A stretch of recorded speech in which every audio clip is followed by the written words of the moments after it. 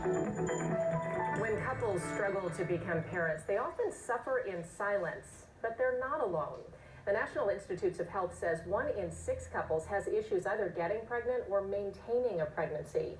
Joining me today is Tamara Tobias, a registered nurse and the author of a book called Fertility Walk. Hi. Hi, thank you. Yeah, thanks for having me. Of course, thanks for coming in. I see you have your book with you. Tell me why you wrote this. I've been an infertility nurse practitioner now for nearly 20 years, and I've been there with my patients through triumphs and then also heartbreaks. And so part of my reason for writing this book, one was I wanted to help women understand their ultrasounds. I do ultrasounds all day long. Right. And I feel like I'm doing all these ultrasounds, but they don't understand all the grayness that they're seeing. So I wanted to simplify it. So I took something, for example, the menstrual cycle, and I described it with ultrasound images. And it's quite fascinating to understand the menstrual cycle through the ultrasound images. And then the second part of the reason I wrote this is because I really wanted to tell patients not to give up and that they're not alone. I truly believe that fertility is a journey.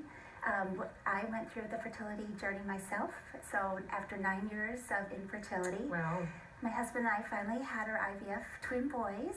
Oh. But then our journey didn't end there, and it was about almost 9 years later that we adopted our beautiful little girl. Oh, how wonderful. Thank you. So it's such a journey. And so in my book, I describe the journey as a walk. And especially here in the Pacific Northwest, where we can take these beautiful walks in the woods.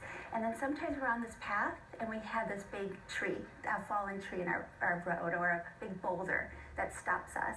And what I want patients to know is even though that path may stop us or may not be on the right track, not to give up on their dream of becoming a parent. Did you find when you were going through the struggle, or any of the patients who you work with, that they felt like there was a stigma around not being able to have a child when there was so much expectation, like, why don't you have kids? Why don't you get pregnant? Yeah. Yes, it's so hard. And to know that they're not alone, and that's another reason I want to be their friend kind of walking through this book, because they're not alone. There's many of us out there, just like you said in the beginning, 1 in 8 couples struggle with fertility issues. It's especially tough, I imagine, too, around the holidays where there's so much emphasis on family. Very tough. Yeah. Very hard. So I know you're part of an authors event that's coming up. Tell us about it. Yes, so tomorrow evening we're hosting the first authors event, and it's so cool here in Seattle. There's 5 fertility authors here in Seattle, and I don't know if it's just the rainy days that gets us out and we want to start chatting, but so we're getting together. What's really neat is we're all different.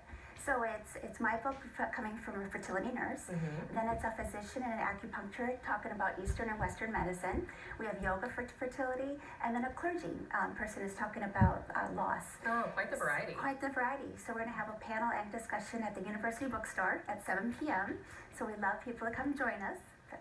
Wonderful, and that's just open to anybody Open at that to time? anybody, Okay, yes. Again, it's at the University Bookstore tomorrow from 7 to 9. Right, correct. Okay, thank you so much for coming in and sharing your story. Thank you very much. We'll be right back.